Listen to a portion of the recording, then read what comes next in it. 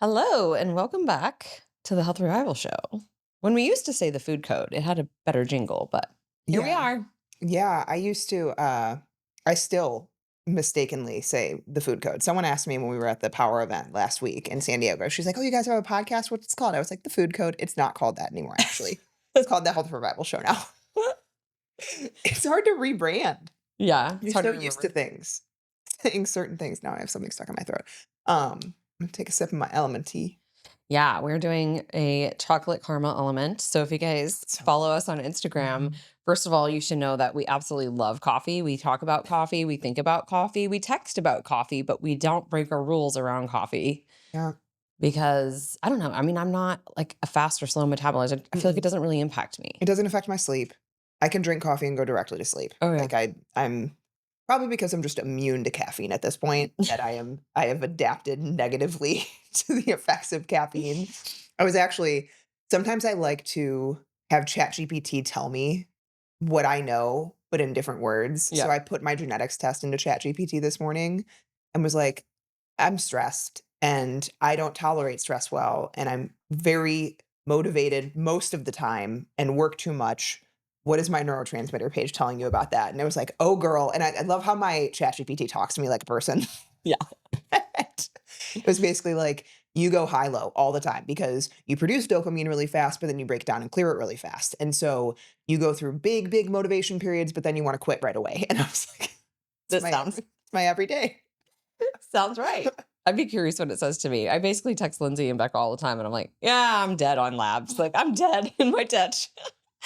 And it's not funny because we're doing actively. Becca and I are doing a very similar protocol, so I'd be curious Mhm. to see how it works for us. Our To fix our HRV, HRV. yeah, to fix our HRV. It's not looking too hot, and literally look dead on my Aura ring. So if you're Oh, struggling with yeah. that, I mean, I don't hold stake in everything with the data of the Aura ring because a lot of times I don't feel that way in terms of like I Mhm. feel pretty good, but then Mhm. you get in your head, right? It could be the same way if you're feeling really good, you're feeling lean, and then you step on the scale and it's like 3 pounds up, and you're like, "Fucking I know. what?" I I know. It just ruins your whole day. So that's why I Yeah. just try not to. Nick just makes fun of me because he tells me that I let my Aura ring tell me how I feel. He's a good outside perspective. He That's not is. necessarily false. No, he is. He's a very he's a man, tells me like it is, and He has a lot of comments when we he travel has a together. lot of Yeah. opinions about things in general. Tell everybody about your belt. So, So, I think it's a great invention, personally. So, I like the look of, like, tucking in the front of your shirt, like that bubble, look. I also typically I'm still in the era of, like, I wear high-waisted everything, that I'm never gonna not be in that era anymore. I know that, the new thing is not to be high-waisted all the time and whatever. Anyways, so they invented a belt that's like an elastic belt that you put on underneath your shirt and you can tuck your shirt into it mm, so you don't have to tuck your shirt into your pants and then it gets all bulky, which is so true. I am wearing a sweater right now that is kind of a thicker sweater, and if I were to tuck it into my leggings, I'm wearing Lululemon leggings, you would see that bulkiness in the leggings, and so I put it on this morning. I was trying to explain to Nick what it was, and he was like, "Do you hear yourself talking of what this is doing? Instead of tucking it into pants, you bought something else well, to tuck it oh my gosh. Okay, so I will share this later. We're gonna have to put this in the show notes because Mm. the guy that I follow online, his Instagram handle is Butterworth the Syrup. And there's a girl showing this, right? Like tucking into your band and all of this stuff. So the guy goes and gets like a bungee cord with like the big hooks and he does it to himself and he is going around with his hairy belly sticking out just like flashing this. He does all like these different remixes of reels and stuff. It's so funny. So we'll have to send this to Nick and say this is what I was influenced by, right? This is what you bought. Yep. Yep, absolutely. I thought it was someone else. There's another guy that makes fun of girls that do like the get ready with me. Mhm. And so he'll do like, and these earrings, but he puts like hangers on his ears.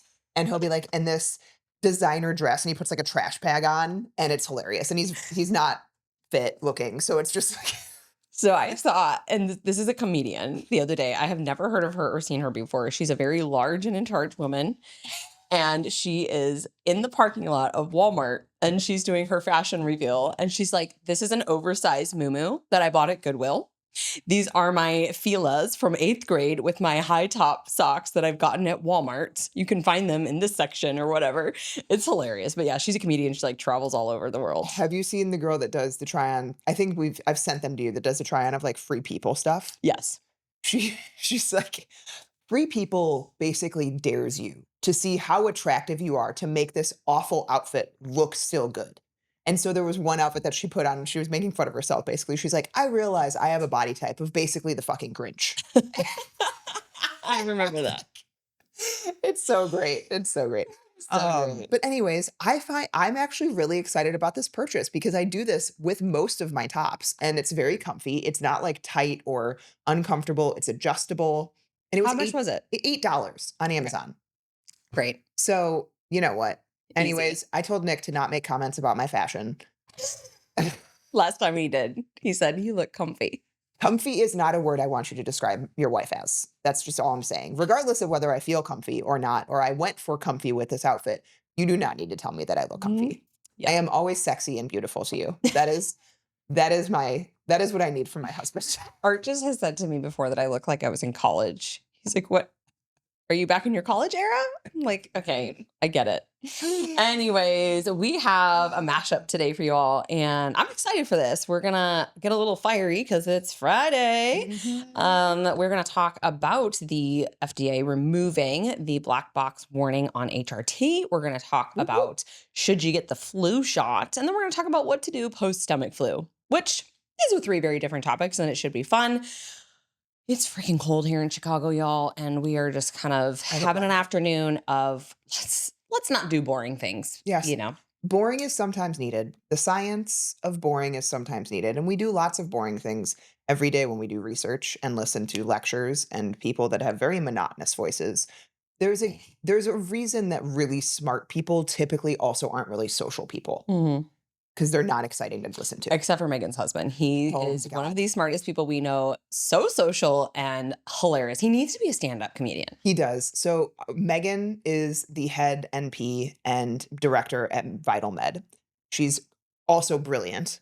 And her husband is basically the head of heart surgery for pediatrics at Cincinnati Children's, which is like they have the largest heart surgery location in the United States. I think the second one. Second. Yeah. And obviously very smart to be able to do that, but also hilarious. And we are going to hold them to it. I think they're going to be in Chicago in January, they said. Yeah. For an event. And we're going to hang out with them because every time I hang out with them, life is just getting better. It's just better. You like those people in your life. You just like those people in your life. All right. If you're dealing with water retention, you're waking up puffy, your ankles or your wrists are really swollen, or you can't get your rings off, and maybe you're even dragging throughout the day, no matter how much water you drink, there's actually a good chance that you're not actually hydrating properly. Exactly. Because water alone is not enough. You need electrolytes. You need sodium, potassium, magnesium, because those things actually pull water into your cells. Otherwise, you're basically just flushing it out and wondering why you're still tired, you're still bloated, and you're still sluggish. But here's the thing, most electrolyte supplements out there aren't helping you in any way because a lot of them contain things like natural flavors, food dyes, and maltodextrin, which can irritate your gut. And these things can also spike your blood sugar when you're trying to heal. That's why we both started using Buoy. It's super simple, just trace minerals and electrolytes in liquid form.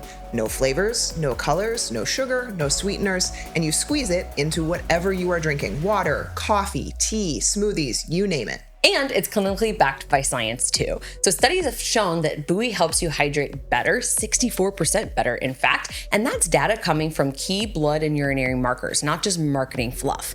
And honestly, you can feel the difference. I've had many clients tell me their digestion's improved, they have less headaches, and they're better energy throughout the day. And Buoy isn't just for people that go to the gym all the time and sweat a bunch. They actually offer a 35% lifetime discount for anyone that's struggling with chronic illnesses. Things like POTS, Hashimoto's, Crohn's disease, chronic migraines, and every autoimmune condition.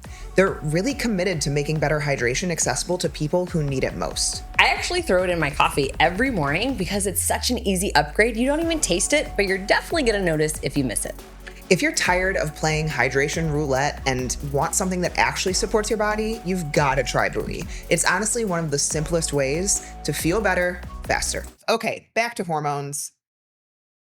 we want to talk about the black box warning that has been on hormones for the past 2 decades Mhm. since the WHI study came out Mhm. in 2000, 2000s. Yep. essentially. And so there was a black box warning that stated that HRT can cause cancer, specifically breast cancer and uterine based cancers. Blood That it, clots, blood clots, all of these Alzheimer's. terrible things that are very scary to read Mhm. about. Um, and they're finally removing it. Yeah. So let's talk about this in a way that, I just want people to understand.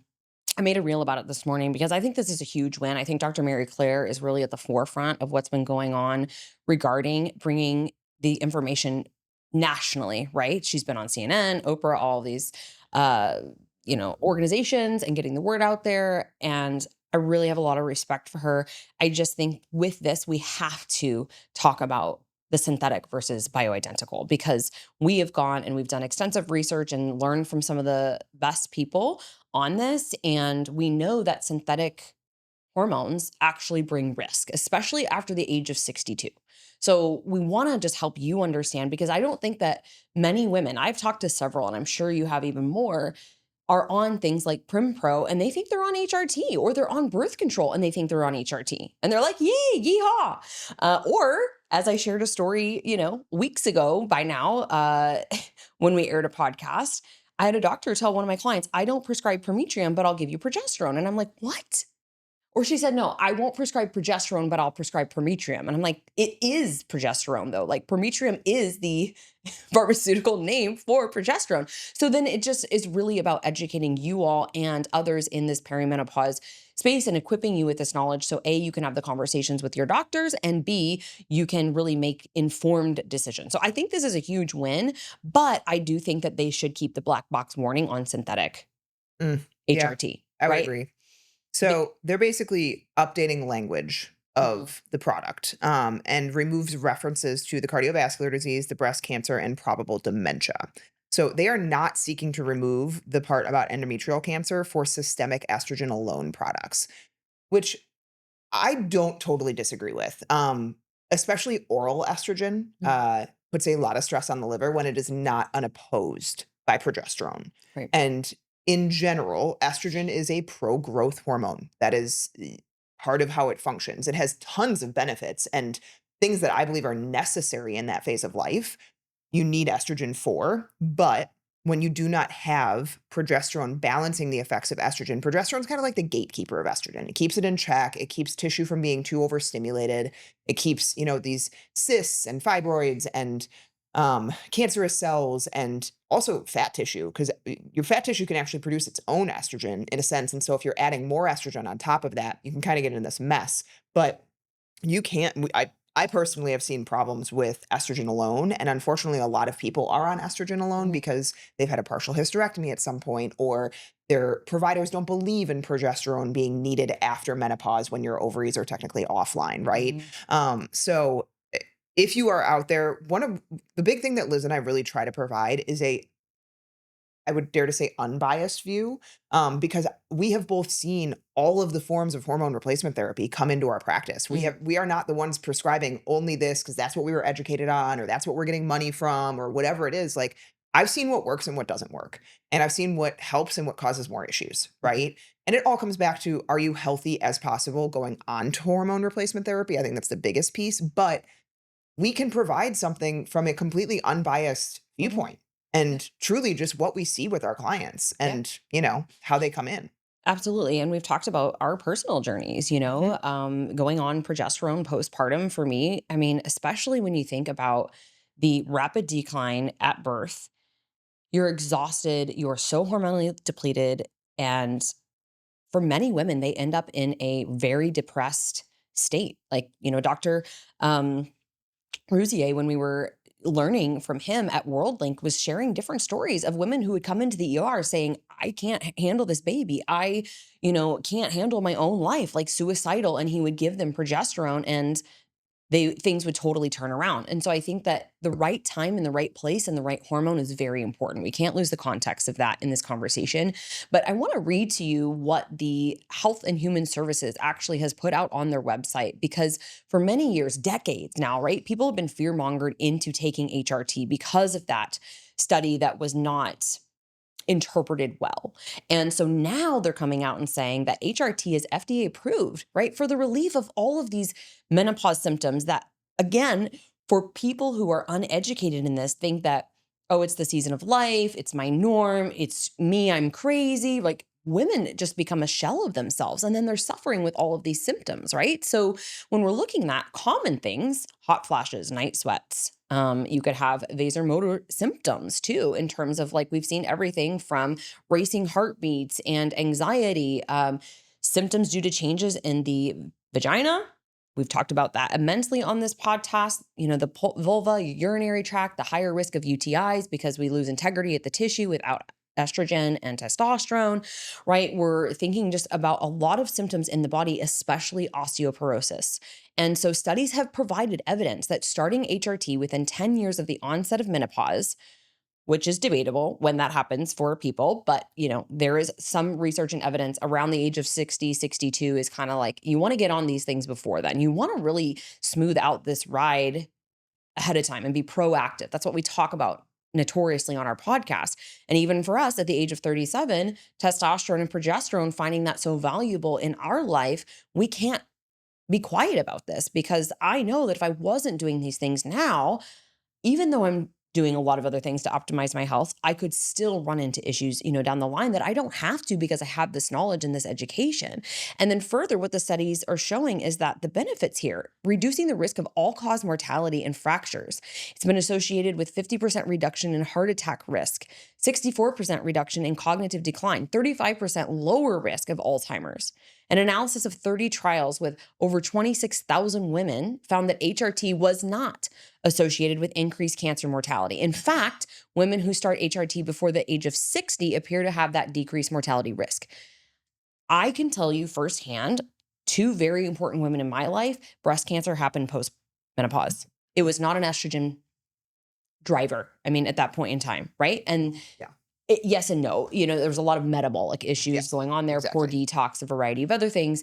And so we have to look at the whole picture when we're having that conversation of any type of growth in the body, no matter what it is. If it's a fibroid, a cyst, goiter, cancer, all of those things, you got to look at the bigger picture. And this is just what they have posted right now. We know, we've read many other studies. We've seen the evidence, how much it helps, people with reducing the risk of blood clots, improving lifespan overall. And so I'm really happy that this is here, but we just want to also cover and clarify for you, what are the bioidentical hormones? Because if you go into a doctor's office, you think you're getting HRT because maybe you've done your research and you're finding somebody who is, certified by the Menopause Society. This happened to a dear person in my life.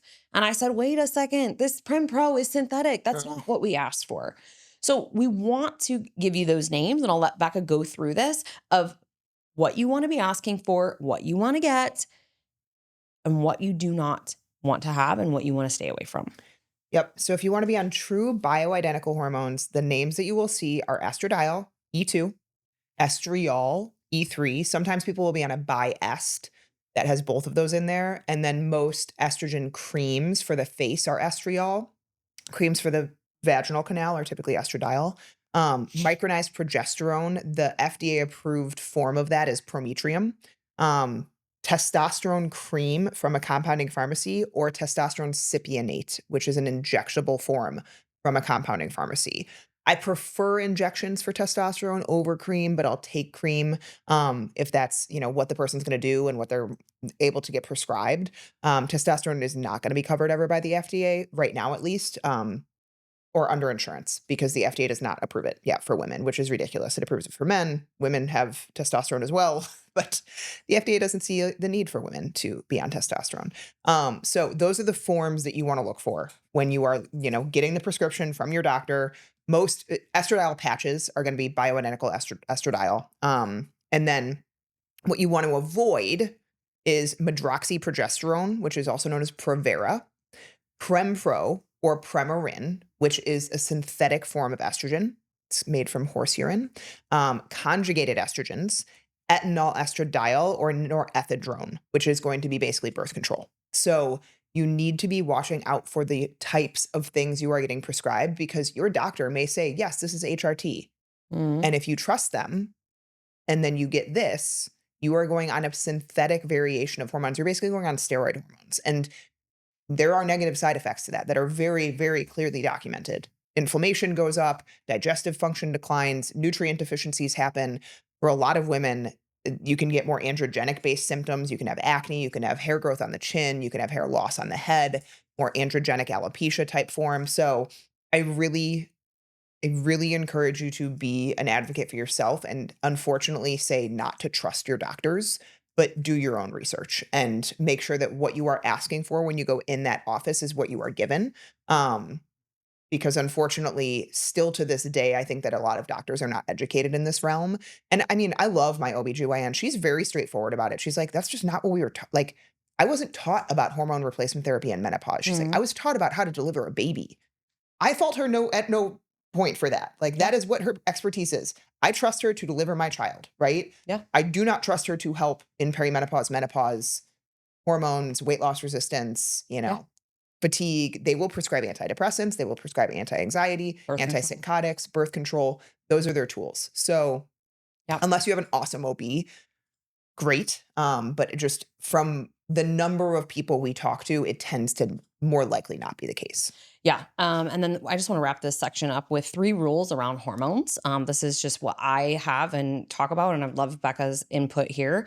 Number one is priming your body. You don't just put hormones in. You put hormones into a body that's unhealthy. We end up with a lot of other issues, right? So we say maybe you fix one thing and you create a whole bunch of other issues. And we know that in these years of perimenopause, the body, when we start to experience these shifts, starts to spotlight and highlight things that have been dysfunctional, right? And so you really want to do your due diligence. And Becca has information about this a lot on her page as well, in terms of preparing your body to go on HRT. We have another podcast where we talk a lot about that. So prime your body, bioidentical always. And generally, again, this is a highlight word, big word here, generally, because it's very bio individual, where you usually going in with progesterone and testosterone before estrogen. In very rare cases, are we doing estrogen before we really see that person going into postmenopause. Obviously, if they've had a hysterectomy, then that's going to be a different conversation. But usually, that's kind of like the order of importance, and we have a podcast on that as well. And then, last but not least, here is low and slow.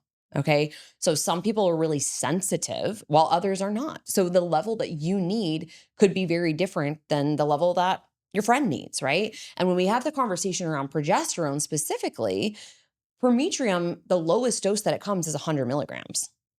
For some individuals, they need maybe 25, 50, maybe 75 is kind of where they find, especially if they're, kind of using this earlier on. Again, depends upon the case. And so that's where I would suggest, if you have the financial means, get comprehensive lab work. If you're running in serum, you're going to do day 19 through 21. You could use the Mira to give you kind of a daily evaluation throughout your cycle. We're always going to take into account symptoms, of course, if we're having short periods, right? Short luteal phases, if we're having PMS, cramping, mood swings, all those migraines, that's big here.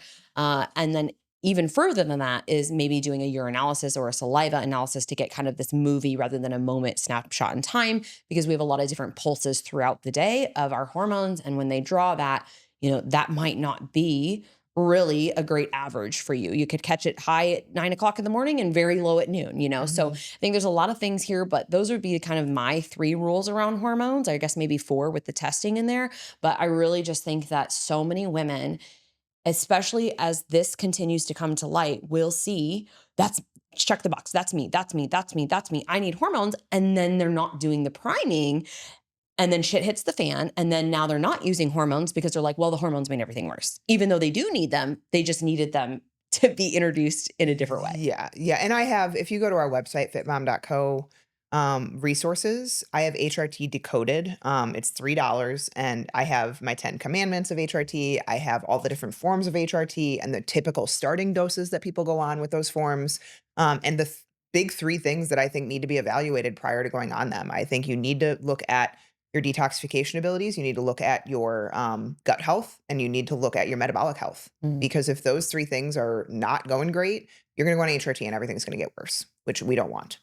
So that is all about the black box warning. So let's talk flu shot, because I think this is also very pertinent. I'm already getting text messages from Walgreens about go and get your flu shot. Everything is still free. Have you noticed that? Now they're also paying people to get Oh, flu shots, that COVID shots. makes me hesitant for Hmm. please come do this.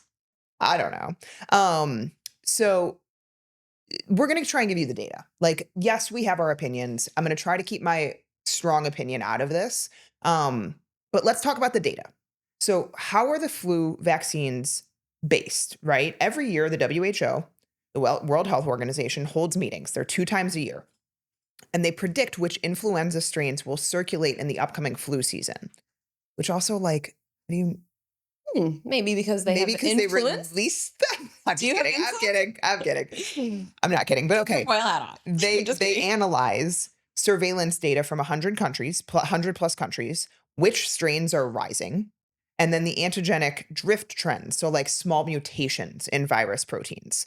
So it's essentially forecasting epidemiology, which means some years the guesses are really good, some years they're really poor. I'm just going to come from an analyst perspective. I used to predict natural disasters for all state. It's what we did. We looked at previous data. How long has it been since? What is the likelihood of this to happen? We're going to raise prices based on that, right? Kind of similar. You don't actually know, right? So the effectiveness in turn changes every year. And the CDC openly states this, that effectiveness varies depending on how well the chosen vaccine strains match the real world circulating strain. So when the match is good, the vaccine effectiveness is about 40 to 60%.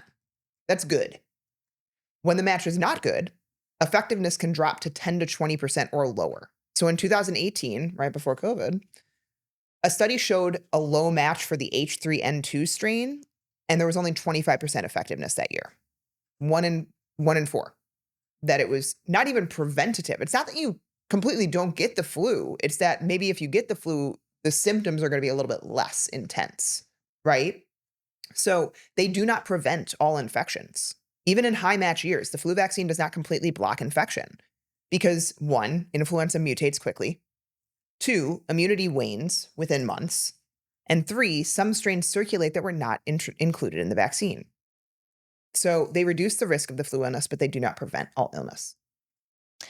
All I'm going to say here is that every time that I got the flu shot, I got severely sick, and I don't normally get sick. Samesies. So I think there's certain populations that may, consider Yes. it. I think that if you, are battling other things in your life and you have a very large concern around, maybe hospitalization or different complications or things like that, then you have to make that informed, Mhm. decision for yourself. Me personally, irregardless of, what all of the stats say, it just doesn't sit right with me, as we mentioned before, that I'm now being incentivized to get a shot because I don't personally believe, and this is definitely tinfoil hat, that maybe that's not what I'm getting. I'm Mhm. skeptical, right? Yeah. Is that what I'm getting? Is what they say on the label what I'm getting? I Mhm. mean, the whole time we were going through the pandemic, when they offered it to my 3-year-old at the time, Oh and I asked the gosh. doctor what the ingredients are, she looked at me like, I can't believe you would ask me that. So until I can see the insert, the research, I really know, and you're not going to probably do that when you go to the Walgreens and stand there in front of the pharmacist who's incentivized you to get this. You're not going to be like, oh, hey, and also give me the 85-page pamphlet filled with a bunch of words that the average person wouldn't know. So I just personally am going to choose to go the natural route. And it's worked out very well for me Yeah. so far. So I I mean, will give a few things that I think people should do as alternatives, if that's okay. yeah, I would here's what I will say before we do that. I think if you are elderly and weak, Yes. if you are immunocom or malnourished, Mhm. um, the flu can be dangerous. Like we know that. Yeah. The flu is one of the more dangerous sicknesses that rotates. Yeah. And so the hard thing is that because it's just not very effective and it's been associated with side effects, Mhm. obviously, for high risk children, for maybe healthcare providers, Sure. for teachers, maybe even in some cases, because then you are doing your part in terms of like reducing the chances to bring the flu to the vulnerable. right? But even then, I don't know.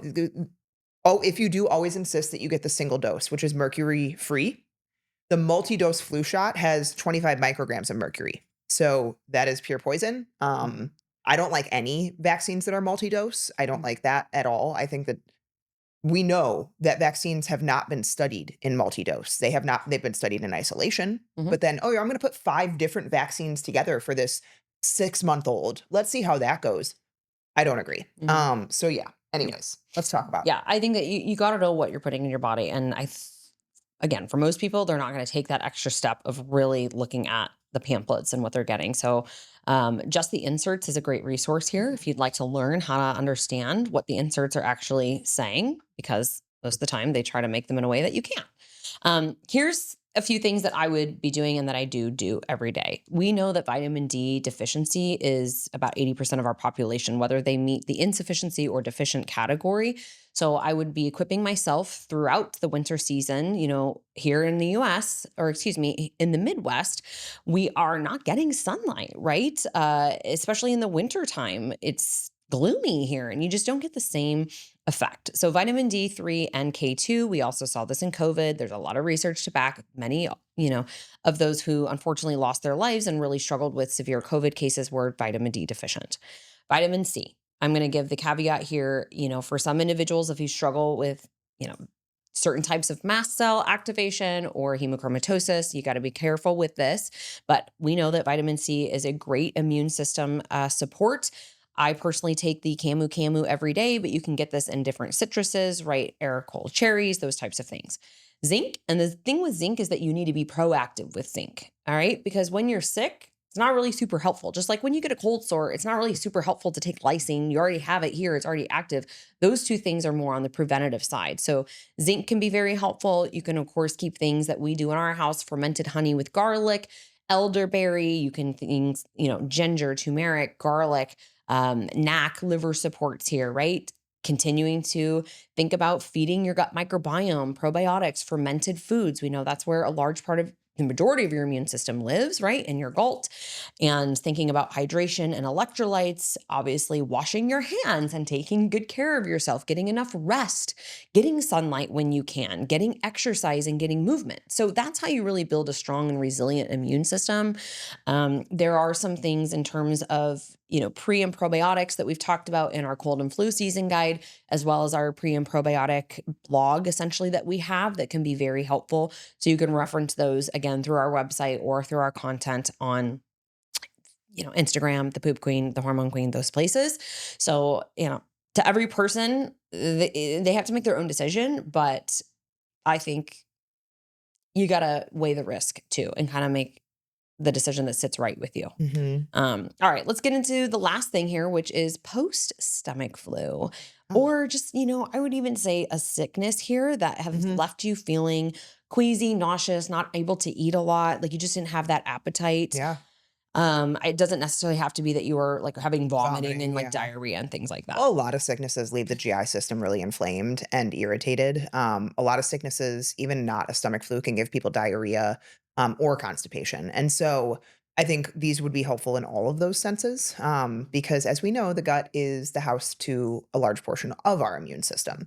And the inflammatory system and the immune system are one and the same. So, post stomach flu, teas. I mean, if there's anything I want when I'm sick, tea is definitely at the top of the list. Like the warm, soothing, especially if you have a sore throat going on. Ginger and peppermint are amazing here. Ginger is very soothing, as is peppermint. Soft foods. I would honestly like, we always tell people, especially if you have had the stomach flu, do not eat a ton of fiber right away. Like, don't go throw together a smoothie with a ton of spinach and chia seeds and like your GI system is not prepared for that. This is why the brat diet exists. Like Mhm. bland, I think gluten-free toast with a little bit of butter or peanut butter, doing like some bananas. Eggs can tend for some people, eggs can be very like soothing as well. So it kind of depends on the person. Soups, bone broth is great here. The one thing that you do want to watch out for is if you have a lot of histamine-based issues, bone broth can obviously stimulate that, especially if you haven't eaten much. So just proceed with caution. Aloe vera is also very Mhm. soothing, especially if you're having reflux or you're having a lot of upper GI irritation from vomiting. Aloe vera before each meal or as soon as you wake up, like a half ounce to an ounce. We like Lily of the Desert brand is a great brand for that. Those are some easy things that you can get like over the counter, I would say. Yeah. So I would also, in terms of if you have, a stomach flu where it is a lot of diarrhea or vomiting, outside of just doing things to rehydrate yourself with electrolytes and whatnot, you can do high dose Saccharomyces boulardii. It's one strain specific probiotic. If you're having a lot of abdominal pain, you could use Ultraflora Intensive Care. Lactobacillus planetarium 299V is that strain that's very good for GI inflammation, also good for pain. If you're having urgent stools and diarrhea, you really want to slow that down. There's a couple of things you could do. Rice water, it's not my jam, honestly, because seems like a lot of work. I'd rather just buy Yeah. something that is natural and that would help me. So there is a product that I've recently come across. It's called Bananatrol, and so this is a natural anti-diarrheal with prebiotics, and it's going to be used for IBS-D, chronic diarrhea, and it's a specific medical food, and so it's pretty clean. You're getting prebiotics. That are going to help, support the good beneficial gut bacteria, improve overall gut health.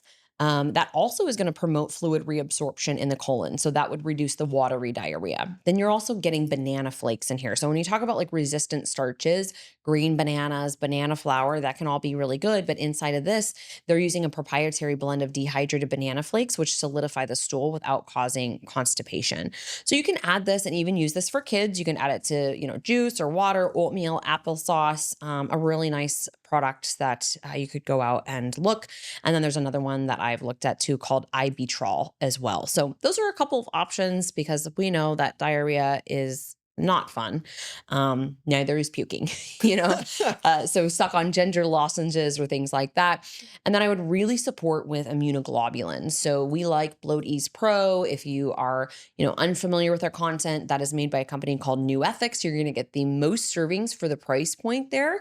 And a big thing about immunoglobulins is not that they just support inflammation in the gut and they support the gut lining and secretory IgA and the mucosal barrier, but they also have an affinity to kind of bind to toxins and help mop things up. They're not a super strong binder, but that is something that's going to kind of give you a broad spectrum support. And then you could totally add things like activated charcoal or other, binders to help again if you're dealing with a lot of that stomach and GI issues. And then I would certainly follow up with a couple of other things. Number one, immune system support. So we love Immune Armor by Vervita products. We've talked about them a lot. We also like Research Nutritionals, Transfer Factor Multi-Immune. These are things that I keep on hand as kind of in case somebody in the house starts coming down with something, right? So if one of the boys is sick, I'll start taking that daily to help me on top of what I already take. If I start feeling it, I take 2 to 3 servings of those things daily so that I can help, get ahead and kind of combat things. And then pearl powder. So if we want to get into, a bit different thing here, I was telling Becca earlier, pearl powder is probably one of the coolest things that I've come across recently. And this is through, the help of one of our mentors. I've seen a few women that are using this not only for GI inflammation, like if you're thinking IBD, ulcerative colitis, things like that, but also they're like, man, since I started this, my hair, my skin, my nails are just feeling awesome. So this is something that you can utilize and can actually help in a lot of ways. You can use it with kids. So you would do a quarter of a teaspoon pearl powder into like juice, again, oatmeal smoothie, something like that to help calm down inflammation, give nourishment. There's some good minerals in there. It can prevent coffee jitters. You can support sleep with it. You can use it as a toothpaste. You can use it topically for your skin, your scalp, and it can really be supportive of eye health as well. If it's mixed with something like a coconut oil or castor oil or another carrier oil. So I thought that was pretty cool. And, it's pretty cost effective. We like a company called Cultivate Elevate. They've got a pearl powder or they have capsules here. So those would all be things that you can use. And then last but not least, in the world of peptides, thymosin alpha 1, or because we also see the liver take a lot of beating, you could pull in a liver bioregulator for 3 to 4 days as well. So if you like this episode, please share it out, tag us, whatever platform that you are on, if it's Facebook, TikTok, Instagram, tag us and let us know that you loved this episode. And you can always rate, review, and subscribe to the show so that you never miss an episode.